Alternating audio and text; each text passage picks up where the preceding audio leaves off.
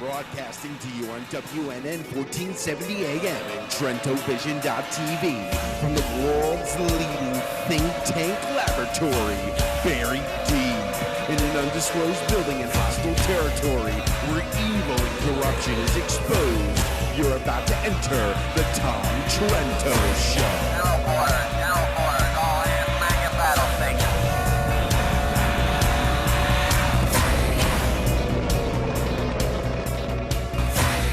Tom Trento heads United West, a group that says it defends Western civilization against the onslaught of Islam. Go.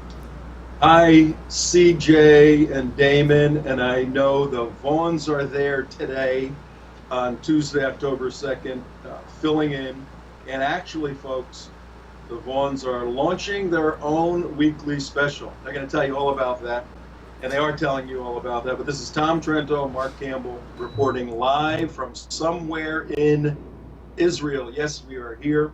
We thank all of you for your thoughts and prayers and concerns and letters of encouragement and friends calling for us to try to visit them. We're on a very tight schedule with a wonderful group, and today we went to places like Caesarea to Herod's amphitheater and Herod's palace that was there. We went right to the spot where the Apostle Paul, for those of you who are Christians, when he appealed to Caesar, when he was in Jerusalem getting in trouble, he was sent up to Caesarea, which was a Roman colony, and we were standing on the ground in the room where Festus, the governor basically in charge, listened to Paul and said, okay, you appealed to Caesar you shall go. And we're on the Mediterranean Sea, and right from the area where Paul would get on a prisoner's ship and sail to the east to Rome. So that was very interesting, and the archaeological look, all of that. Obviously, we're doing a lot of national security briefings and work. We also went to the area known as Tiberias, which has the Sea of Galilee in it. We were over there for a while. Now we're driving south down toward Jerusalem, and the next few days we'll be in the southern part of the country, and we'll tell you everything that's going on. But it's a fascinating country. The headline today in Haaretz, the left-wing paper basically in Israel, was that Benjamin Netanyahu spoke yesterday at the United Nations, and essentially his message was, look, if we have to stand alone in attacking Iran, we will stand alone. And this is a fascinating country, and the Vaughns know firsthand, because last year, Mark and I and the Vaughns and a small group of others were here, and we're on a national security briefing, and they can share a bit of that on today's show. But Netanyahu said, if we got to go it alone, we're going it alone. He's not going to let Obama play games with him. And this country has tremendous resilience. 80% of the people are opposed to President Obama. 80% of the Israelis are opposed to President Obama, smooching it up with the love campaign of Hassan Rouhani, the president of Iran, and all that nonsense, the charm campaign. So, and we're going to get some interviews with some of the Israelis. We have some, again, national security experts that we will be bringing to you each day. But on this first day, this real first day of our trip, it's been a wonderful experience seeing the productivity, the vitality of this very, very small country. Just a couple of months ago, they reached 7 million citizens, 6 million Jewish citizens, and 1 million other citizens, many of whom are Arab Israelis.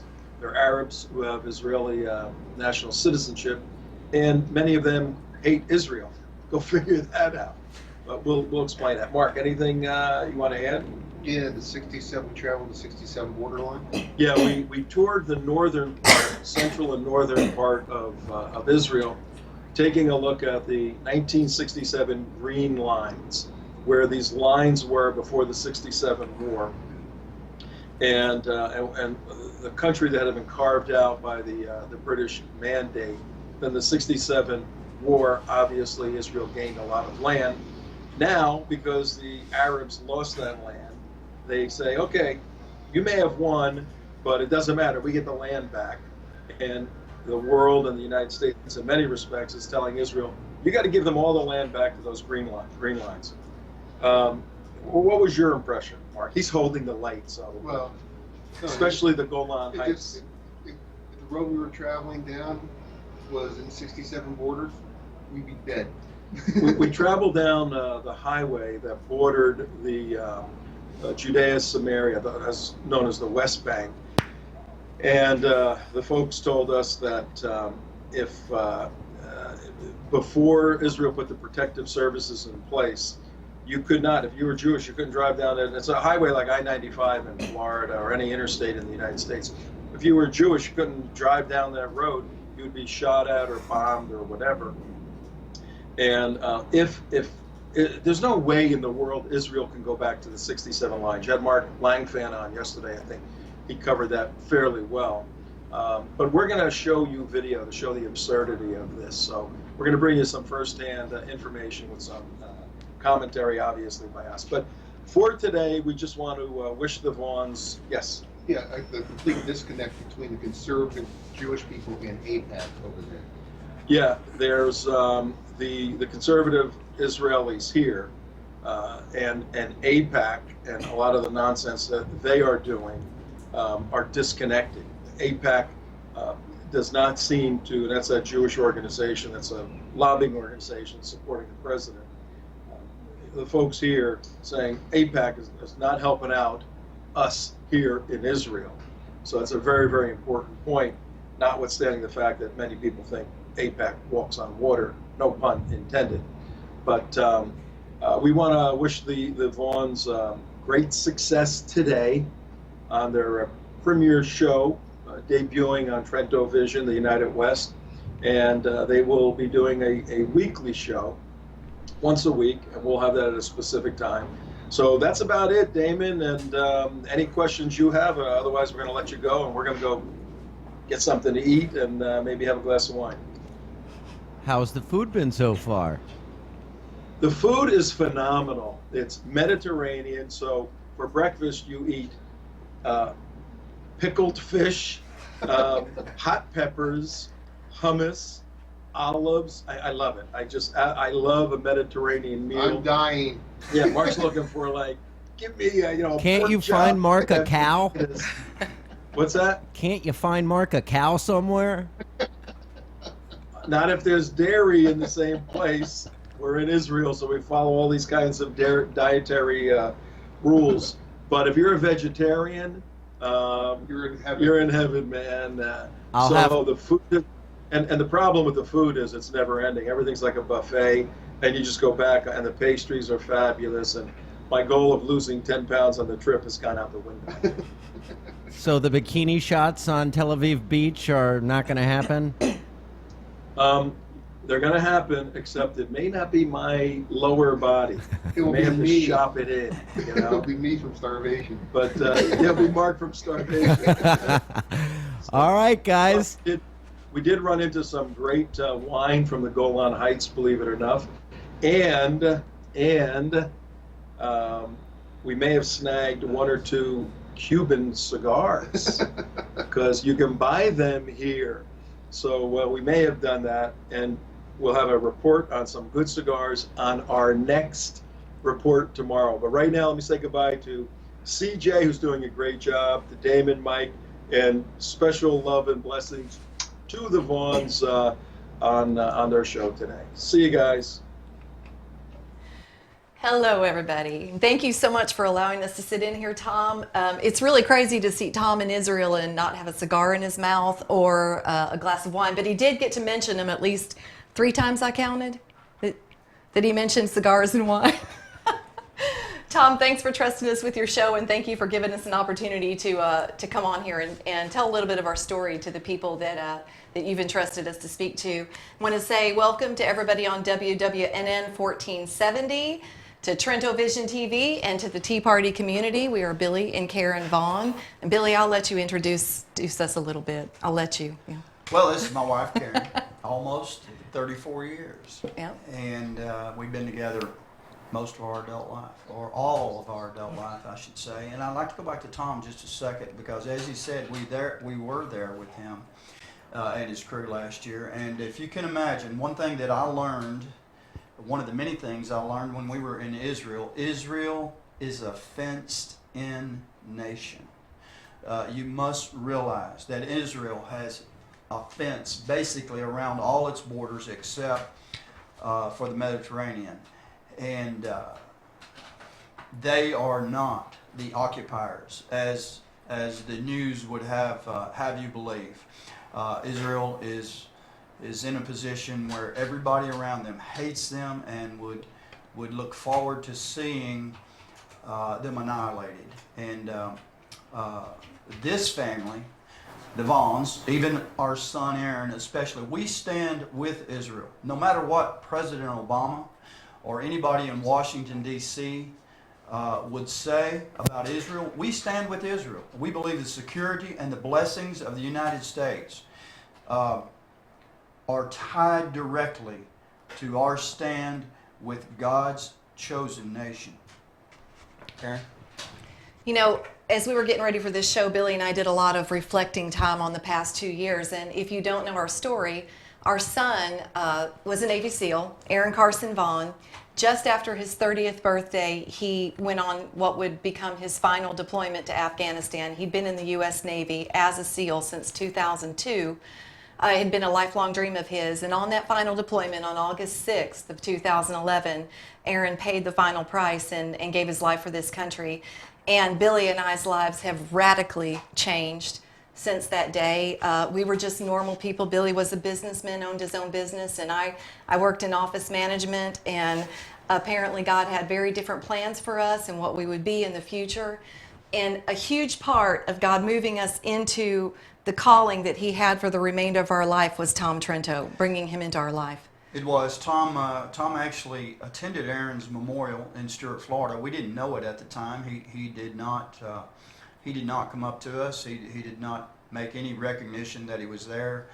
But shortly thereafter, Karen found on the internet Tom Trento, and where he talked about the memorial, where he talked about the way that SEAL Team 6 was compromised on that night, at least compromised, if not forward. We began to try to contact Tom, and for a long time we heard no response. But then Tom reached out to us, asking us to come to a Defend the Defenders event in Tallahassee, Florida. That's where I first met Tom, his son Mike, and his crew, Alan and Mark. And that was in January of 2012. That was in January of 2012. Just after Aaron died.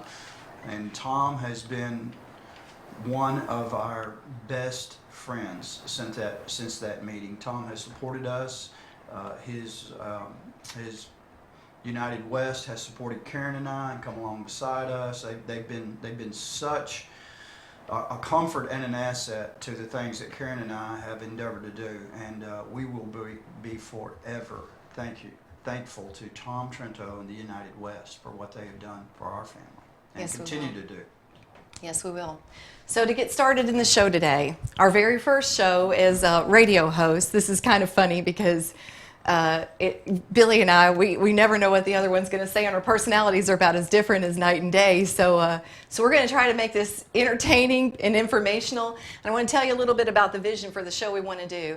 Billy and I, since our son's death, have traveled around the country speaking to small organizations, to any size group that will get together and call us in. We come to and speak, telling the story of our son's death.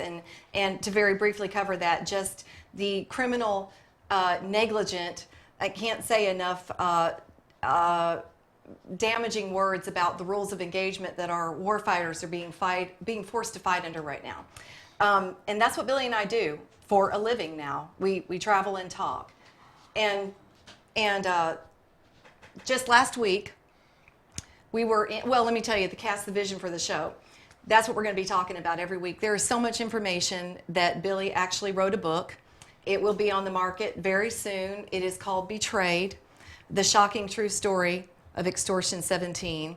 And what it does is it reveals our personal journey through the past 2 years of trying to get information about what actually happened to our son and to the other 29 people that were on board that helicopter with the call sign Extortion 17.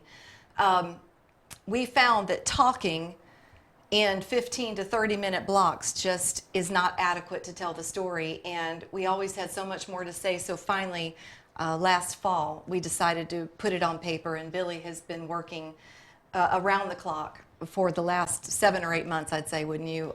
Just working so hard on this book. It's co-authored with Monica Murill and Carrie Blake, and we're honored to have them on our team. And like I said, the book should be out very shortly. If you check out our website, you will see updates about it routinely. Our website is forourson.us. That's FOROURSON.us. You can check that out. But speaking of speaking, we were in West Tennessee last week and spoke at a Reagan Day dinner, and this was just as the Senate was about to vote on the Obamacare package. And tell us a little bit about that whole event. Well, actually, the Senate had already voted. They Yeah. voted that afternoon, and obviously they voted against the House of Representatives. Even many of the Republicans in the Senate voted against their Republican counterparts in the House, and the Senate actually voted, as you know by now, to put the funding back in to the bill that the House of Representatives had sent them, put the funding back in for Obamacare. And at the meeting that night, we were honored to be in the presence of Tennessee Senator Lamar Alexander. And Senator Alexander is a Republican. He calls himself a conservative. And he explained to the crowd in a parable, if you will, the difference between Sam Houston and Davy Crockett, both Tennessee heroes. You people here in Florida and other places may not recognize this, but Davy Crockett, Sam Houston, both fought in Texas for the independence of Texas, the Lone Star State. Davy Crockett actually gave his life. Sam Houston lived to fight, and then, if I'm correct, I believe he also became the governor of Texas. I may be wrong about that, but he compared the two men. He used the parable to explain to the American people before him that night why he had decided to vote the way that he did, and he talked about many things that night, and about our Republican Party. He talked about former President Reagan. He talked about not necessarily the Republicans that from the House or the ones who voted opposite of him being the wrong way, but he explained to us in very simple detail why he voted the way he did, and it was just very interesting to sit in his presence that night and hear the senator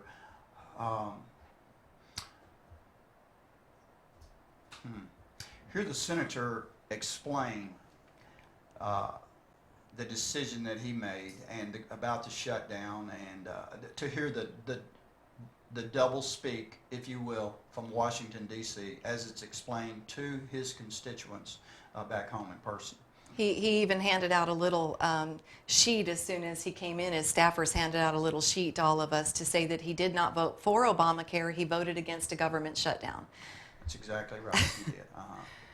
But a government shutdown we got, which moves us on to something we wanted to hit on really quickly, is the shutdown of the World War II Memorial this weekend. The story that ensued was quite an entertaining one.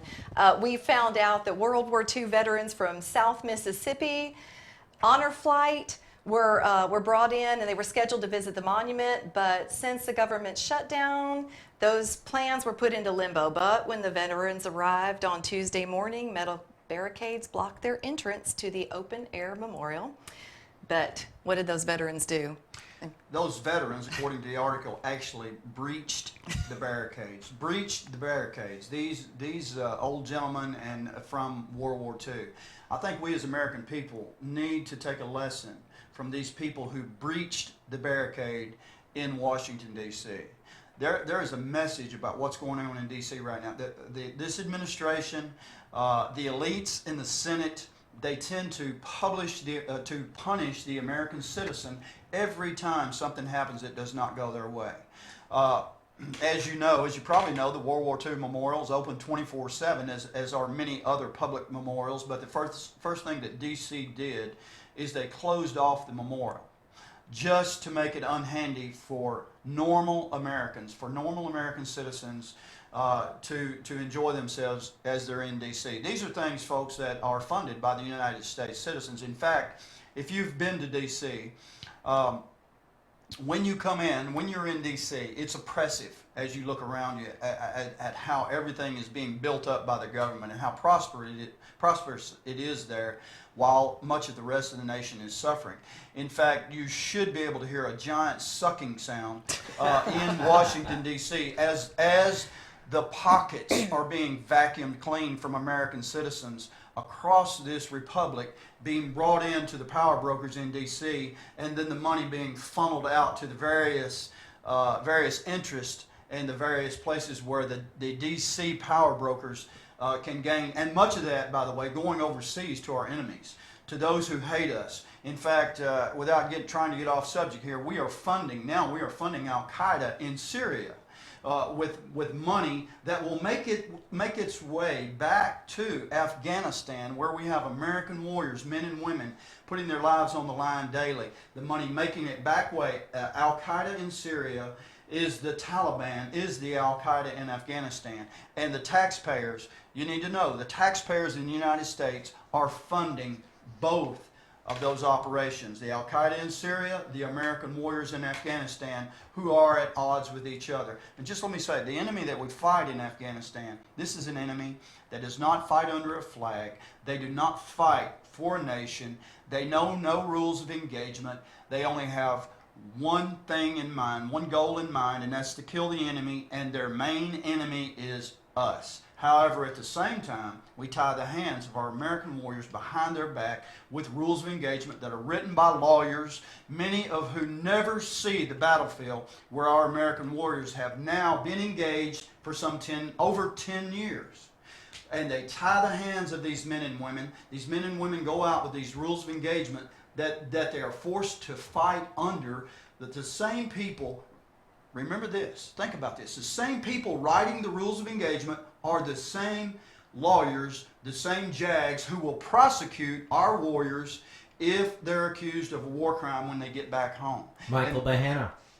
Yes. Absolutely, yes, sir. I know I got off track there a little bit, but that's where we are. I said we need to take a lesson from these men, from these World War II warriors in D.C. We are approaching a time when the American citizens are going to have to breach the walls of Washington, D.C. to make these pathetic people in D.C., especially the pathetic, dear leader, Barack Hussein Obama, release the power back to the citizen so that it can be lent back to the people who represent us, not the people who control us. And what we're seeing in D.C. today, on the Republican side and on the Democratic side, is not a difference in philosophy, but a difference in who controls the money. And that's what many Republicans want to do. It's not change Washington, D.C. They just want to get control so they control the money once again. Because when you control the money, you control the people. That's basically what Lamar Alexander explained to the simple audience who he perceived, and I say that very facetiously, who he perceived to be simple enough to believe what he was about to tell us. He explained to us that if we just waited for another election cycle and did this properly, all of us Republicans would get what we want, because if we just let Obamacare collapse, it'll collapse our system, which means the Republicans win. And I think that these politicians are so out of touch completely with what real Americans want. We want our nation back. We don't want to wait for another election. We don't want to wait till 2016 to try to reclaim America. America is gone if we sit around on our laurels and wait till 2016 to reclaim her. So you can tell what we're passionate about. I think in just a minute, just a little, we're just a little passionate. And now that we've, and in all seriousness, now that we've lost our only son, in the defense of America, you know what? I think we have every right to be this angry and this passionate, because if, he gave his life for this nation. And if this nation collapses, what did he give his life for? Well, let me just say this real quickly. He didn't give his life for the politicians in Washington, D.C. to do what they're doing right now on both sides of the aisle. He didn't give his life for President Barack Obama to belittle the American citizen back home. Think about what's going on up there. Think about what's almost every group in the United States has been exempted, at least for a year, from Obamacare, except for the American citizen back home. Except for the American citizen who are people like our listening audience today and like us. Obama, once again, and Congress has exempted themselves from what the American people have to live under. It's time for a change, and the change may very well at some point not come from the voting booth. We're being told year after year, as Karen said, year after year, to wait for the next election. Well, the Republican side, the only side that we have to vote with, keeps giving us a losing candidate. And quite frankly, I'm sick and tired of it. Which you pointed out quite eloquently at the dinner last weekend, when you pointed out that we ran the loser. Say it like you say it. Well, Senator Alexander pointed out that the last time we had a government shutdown, the Republicans in the House, that it caused Bill Clinton to be reelected in 1996. And when I had a chance to speak, and he also said that President Reagan became a Democrat, and I just had seen things a little bit different from Senator Alexander. Senator Alexander also pointed out that the military would be defunded, that they wouldn't receive their checks if the government shut down. Those three items, let me address very quickly. First of all, the Constitution says that the first responsibility of this United States government is to provide for the national defense. So that should be the last people who should not receive their pay if there's a government shutdown. That just shows you how upside down Washington is. And that comment, by the way, drew a huge ovation. Yes. If I can remember correctly, President Reagan said the Democratic Party left him. I tend to believe that if President Reagan were alive today, he may say the Republican Party has left him. And then back to what Senator Alexander said about Bill Clinton in 96. I just tend to differ on that. I believe we had a losing candidate in Bob Dole, and then in 2008 they gave us another losing candidate in John McCain, and then in 2012 they gave us the loser who lost to the loser in 2008 for our presidential nominee in 2012. What the Republicans are doing today is they're forcing men and women like Karen and I to seek to look toward a third party, as even though that is the last thing that we want to do. Right. And I know, Damon, you're getting somebody very, very special to us on the phone right now. I believe I have them. Okay, go ahead. Well, do I have on the phone Tara? You do. Hello. This is the daughter of Billy and Karen Vaughn and the sister of Aaron Vaughn. And she helps run Operation 300, which is the summer camp that the Vaughns have put together that helps out with the children of deceased. I don't know, is it only special operations, or is it all U.S. soldiers of all the branches? Really? We'll let Tara answer that. Yeah, We'll get her on here. Okay, here's the intro, and for our watching audience, we're going to go ahead and flip through some pictures from the camp, and for the radio listening audience, you can check them out later. But here is Tara. Hello, Tara. Hon, actually, Tara is our oldest daughter, and Tara doesn't just help out in Operation 300. It was actually her vision to bring this foundation into being after Aaron was gone, and looking at Aaron's children living without their dad and the needs that they would have. It was Tara's idea. And Tara, can you just tell us a little bit, hon, what Operation 300 is? Sure. Operation 300 is a 501c3 tax-exempt nonprofit organization that our family founded back in October of 2012. And our goal eventually is to have week-long camps every summer for boys and girls who have lost their father in service to our country in the military. We are pretty new. We're not even a year old yet, but we have already been able to have 2 weekend camps where we've brought in boys and their mothers and their siblings from all over the United States for a weekend event, and they are able to participate in activities really that it seems like they would have been able to do with their dad, and now not having him around, they can do them at Operation 300. For example, at our last camp, they went horseback riding, they went sailing, they went surfing, they were able to shoot guns. We taught them how to use a compass. They built a fire. They chopped firewood.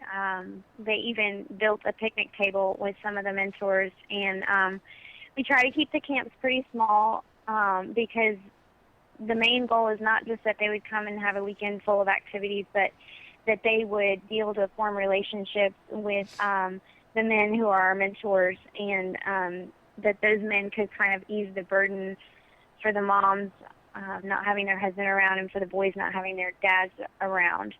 So we're just trying to fill in that gap a little bit, however we can, and just help the families that really deserve it. For our listeners, real quick on WWNN 1470, the people who are seeing this online right now are seeing pictures of the camp, of the children that have come and participated in the camp. And if you'd like to see those, you can go to the Operation 300 website. That is operation300.com. And you can also find us on Facebook. We have Operation 300 on Facebook. So go there and you'll see some pictures of some of the activities these boys do.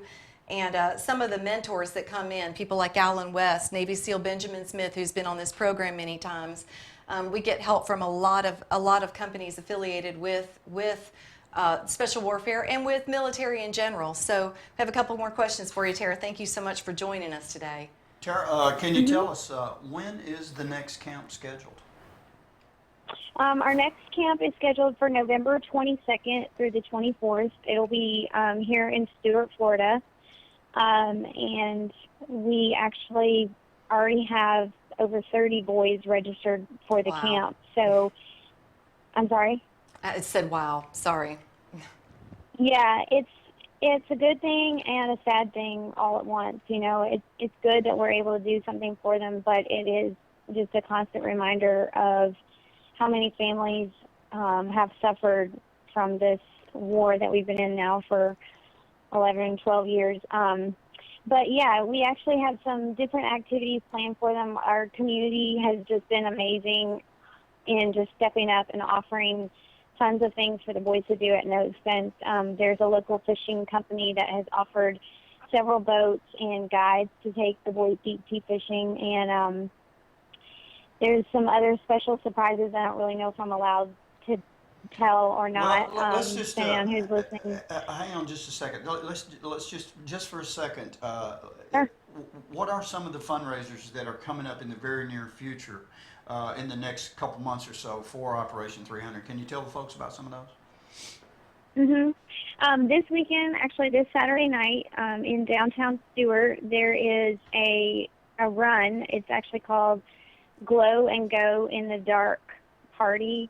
And it's a night race, which is kind of cool. You don't normally see those. And then there's also going to be a glow-in-the-dark park for kids. They'll have vendors and food and drinks and games. So it's really an event for the whole family, even if you're not running. And a portion of the proceeds are going to Operation 300. So that's this Saturday night in downtown Stuart. And then the next Saturday during the day, which is October 12th, ACOC Funeral Home in Stuart is putting on a family fall festival and a cornhole tournament, also to raise money for Operation 300. And then later in November 9th, back in our hometown of Union City, Tennessee, there is a local motorcycle shop that's putting on a memorial ride in Aaron's honor, and most of the proceeds from that are actually going to fund the building of a memorial to him in our hometown. But they'll also be auctioning off a motorcycle that they donated for the proceeds to go. A new Harley Davidson motorcycle. Beautiful. Yeah. Cherry red. A new Harley donating Davidson that? red Yes, motorcycle. donating Wow. it. Yes. Yeah, and so the proceeds of that will go to Operation 300. And it might sound like, wow, you're doing a lot of fundraisers, but the truth is it costs a lot of money to put on these camps. Yes, Terry.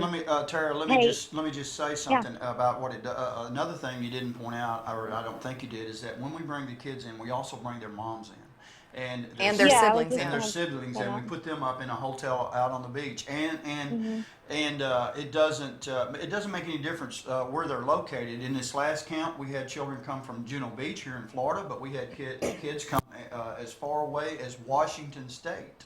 And this time we've got kids coming from several different states in the United States. And let me just ask you, are there any special people? Well, everybody who helps at Operation 300 is special, but are there any unusual people possibly coming to this next camp? I understand that there's a rumor out. Who could be helping out at this next camp? There is a rumor. I don't know if I'm allowed to say it, but I guess we'll just say it. The Gator Boys, which are very popular in Florida and across the United States, are actually going to spend the entire weekend with us at the camp.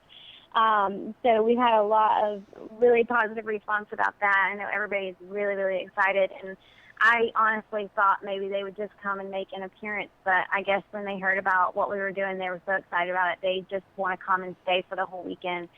So it's going to be a really, really neat experience for the kids, and I don't know if they'll be bringing their own alligators or if they plan to catch one in the lake. I'm not sure, but You do have some in the lakes out there, don't you? Well, let me just ask you a couple more questions before you go, hon. Yeah.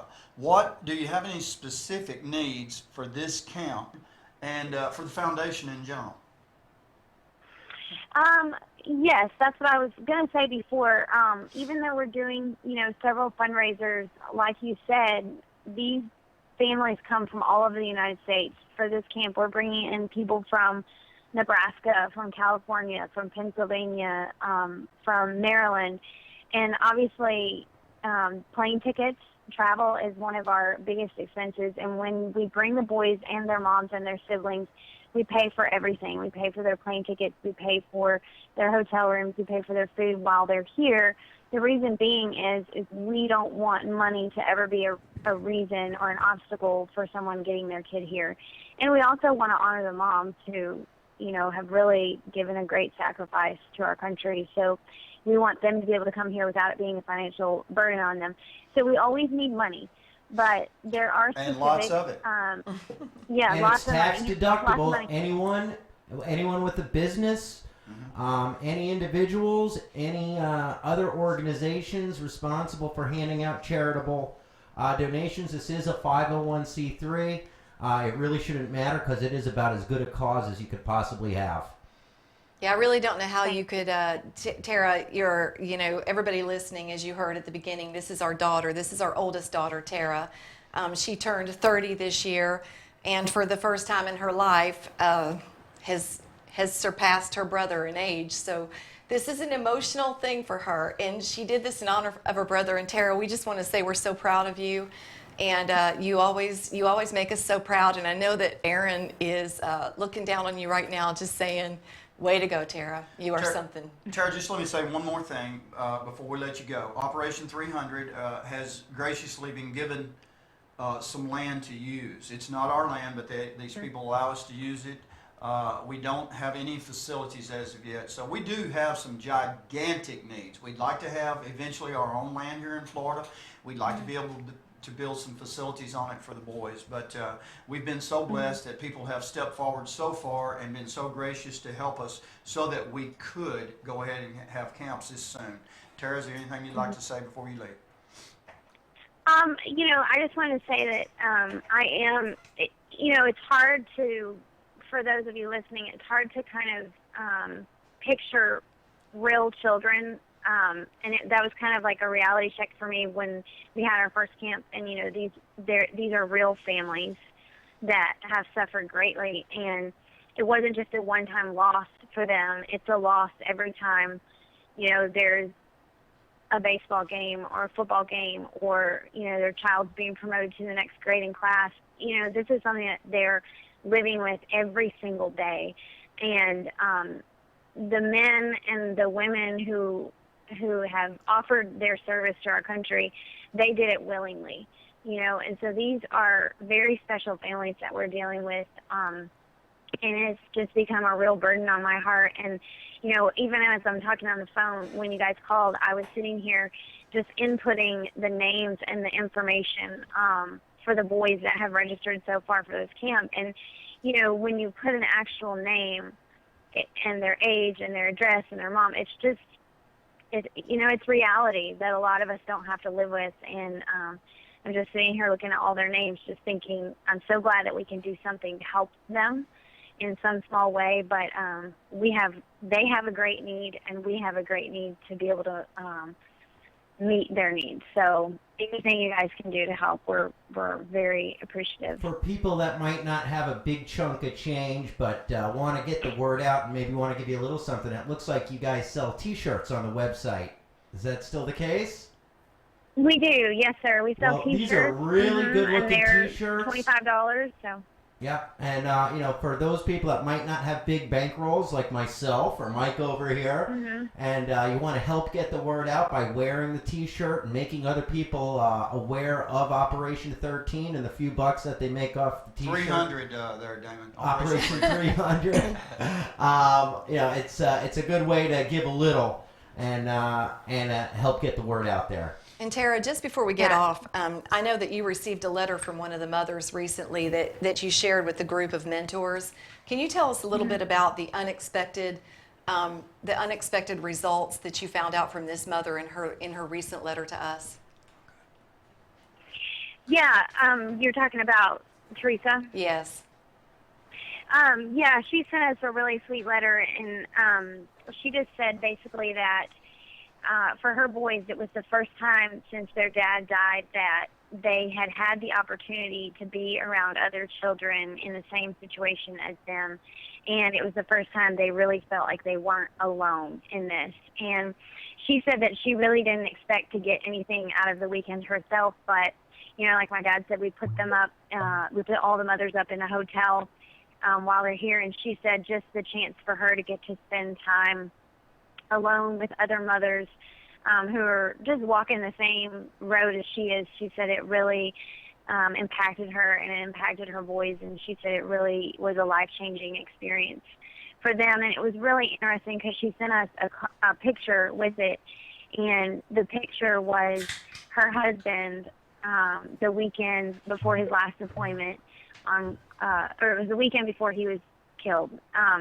But he was actually volunteering as a basketball coach for a group of young boys, and it was a picture of him praying with the little boys. And, it just really touched my heart because obviously this is the kind of person he was, a person who gave back to his community. And it's just inspiring to me being in this position to even, carry out his legacy too, just giving back to the people that he gave to. So. Right.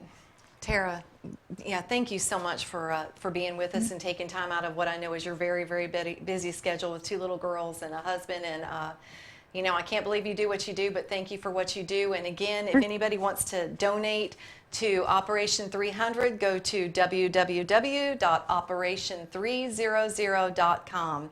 And for those of you... Also, we'll be putting up an Amazon wish list. Well, oh, that's great. Let's go ahead and talk about that. Yes, we periodically, Tara puts up an Amazon wish list when she needs, and that's another way that people, that don't have great, vast means of resources, they can help. They can come in here and buy a headlamp for the kids, which, just raises a tender story for us. We've had so many tender events out there already with the 2 camps that we've had. These kids treasure every single thing you do for them. So there's items on there as cheap as $3 or $4 that you can go on and purchase on the Amazon wish list. And the way you find that, Tara will be posting it to the website and also to the Facebook page. It gets posted periodically on the Facebook page. So it's a great way for you to give back in smaller quantities if you can't make large donations. But large donations are, of course, welcome. Thank you, Tara. Thank Okay, you. thank you guys. Thank you. All right, love you. Love you too. I love hon. you too.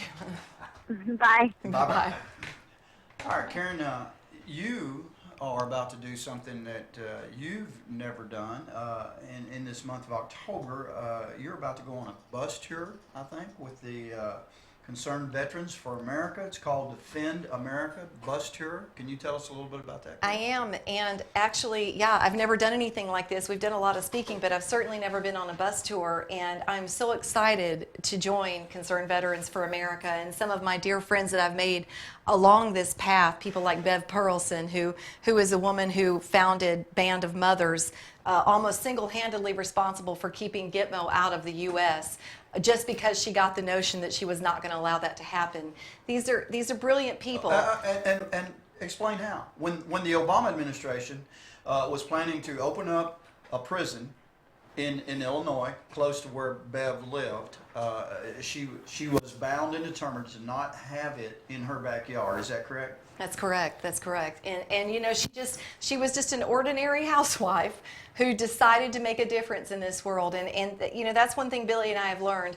All you have to do is be determined to see something through. These paths are not easy, but all you have to do to make a difference in this world is be determined to see it through. People like Bev Pearlson inspire me to just keep fighting every day, to keep telling the truth regardless of the backlash that comes our way. Another person very special to me that's going to be on this tour is a young widow, a young military widow, a Gold Star wife named Jane Horton, who's become a dear personal friend of Billy and I's.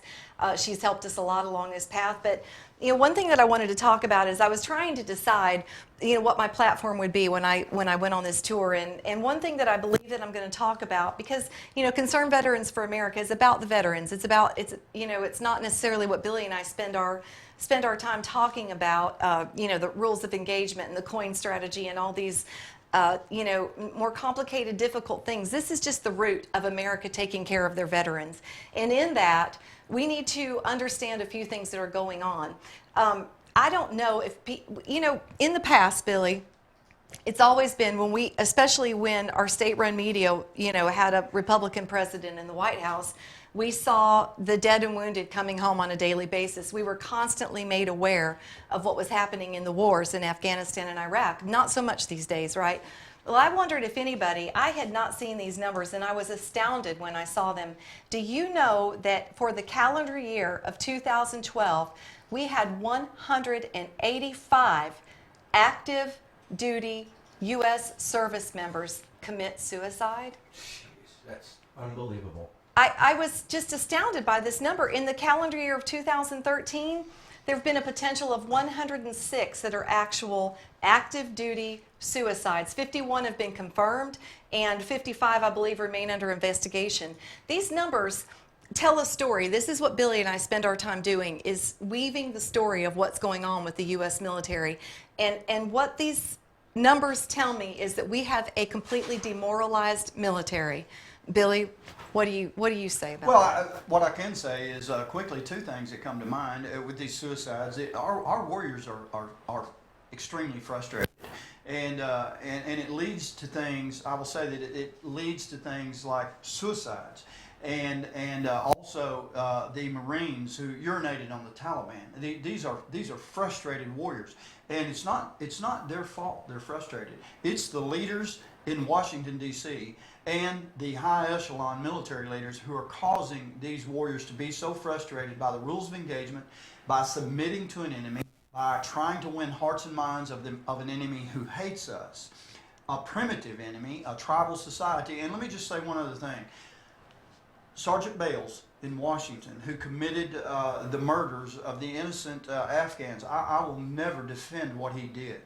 But I will say that there may be reason for a man to act out in such a way, may have caused him. There may be a cause and effect of him, of a veteran American warrior being so frustrated that he acts in a way that he would never have acted before. And you know, there are people besides Sergeant Bales and the Marines who urinated on the Taliban who need to be punished, not warriors on the ground. men who are holding political offices in Washington, D.C., men who have been elected to the White House and men and women appointed in the positions by this White House, by this pathetic man who sits in Washington, D.C. and demoralizes every institution that Americans hold dear, including our military. Hey guys, we're running a little short on time. I know we had that short Louie Gomer that kind of spells stuff out. If you want, we could show it, Yes. or we could get right into the stuff. But I think he kind of nails exactly what you're talking about, Billy. So let's cue up that video with Louie Gomer. And this is the day of, it's actually the morning right before the press conference that you guys held on Extortion 17. That's actually obviously helping get a lot of traction. May 9th, 2013. Okay. Yeah, Louie's become a dear friend.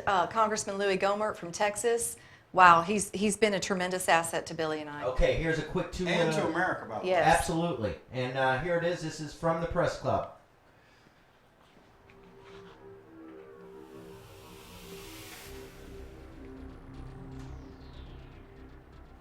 Getting Congressman, how are mosquito. you? Good to have you here. Thank you for joining in. We're doing a little pre-press conference, short statement.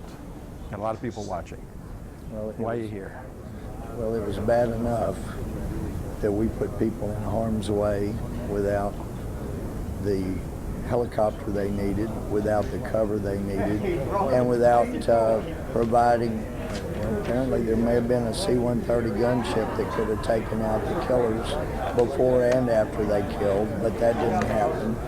And it is just so outrageous that the best and brightest we had, the best trained, were put in such a situation. And of course, as I'm sure you know, when the families were briefed, and one of the fathers, one of our fallen SEAL team said, why didn't you just send in a drone if it were such a hot area? And the Admiral said, because we're trying to win their hearts and minds. If we're sending our military to try to win hearts and minds instead of defeat an enemy, we are completely messed up. But then to have seen the video when our American draped coffins are sitting there, and you know that at least some of them are Christian, and you have a Muslim imam come up and give the typical Muslim prayer, basically gloating over that anyone who challenges the warriors of Allah will be killed and go to hell and burn forever, and our military brings people in to do that. It's bad enough we didn't take proper care of such valued gifts as these SEAL team members and those helping. But then to add that kind of insult to injury is more than anyone should have to bear. Well, sir, thank you for being here. And I know we talked about the Thanks, Muslim everybody, for staying imam with us. last week. Let me Go just ahead. say something quickly. Karen and I don't blame the Muslim imam. Everybody and every American, we know, and every American should know what the imam will do. He's just a scorpion being a scorpion. That's exactly right. He's just a fox in the hen house. Exactly. It's the people who turned the fox in that are to blame. It's the United States government, and again, the political, military leaders in this country. Now, we're talking about shocking numbers here today. And one more time, let me say thank you for allowing us to join you. Damon, Mike, Tom, Mark, man, everybody, thank you so much for allowing Billy and I to sit in here today. And thank you to everybody watching on TrentoVision TV and the Tea Party community. You guys are awesome. You make life bearable in the United States of America right now. What in WWNN 1470, if you're listening in. We're going to flip some slides real quick. Do you have the, I was looking for some information. Speaking of demoralized troops, you know, this whole thing that Louie just said, it really points back to the same issue. Now, there is suspicion. It's one of those theories that's out there. We've talked about it many times. We're not banking anything on it, but it is a suspicion that the downing of Extortion 17, the death of our son and the 29 others, could have been, in fact, the largest green on blue attack in the history of this war. But, you know, Billy and I want to finish this segment. We've only got about 4.5 minutes left, but we want to finish this show talking about the stats that we found online Long War Journal about the green on blue attacks taking place in Afghanistan. If you can flip to the green on blue deaths per year, it's I've got that down to slide number 2. Damon, the green on blue deaths, let me just say that in 2008, we had 2 green on blue deaths in Afghanistan. Let me interrupt right here. 2 in 2008. In 2009, a big step was made, a big change in strategy was made in 2009. Go ahead, Karen. And I'm trying to do the math real quick here, but you guys can see in 2009 it jumped to 12, 10, jumped to 16. Now these are dead. These are dead ISAF soldiers. And these are green on blue. These are not just these are United States soldiers killed in these are Afghanis that we, Taliban. quote, That's right. trust. These are men that we trust, Afghani soldiers. In 2011, that number jumped to a staggering 35, and then, believe it or not, in 2012, it went to 61. 61 soldiers killed by Afghani comrades. Or 15% of all the deaths in the Afghan theater. Now, I'm not. Were killed by our so-called allies. I did not major in military history, but as someone who's relatively intelligent, I would think that closer towards the beginning of a war, you would experience the higher casualty rates, not towards the end and the quote drawdown and the leaving. Okay, to me, you would expect to see higher casualty rates early on, not later on. And if that's not a sure sign of bad policy, I don't know what is. Absolutely. Exactly correct. Absolutely. In the early years of the war, we were actually engaging and fighting the enemy.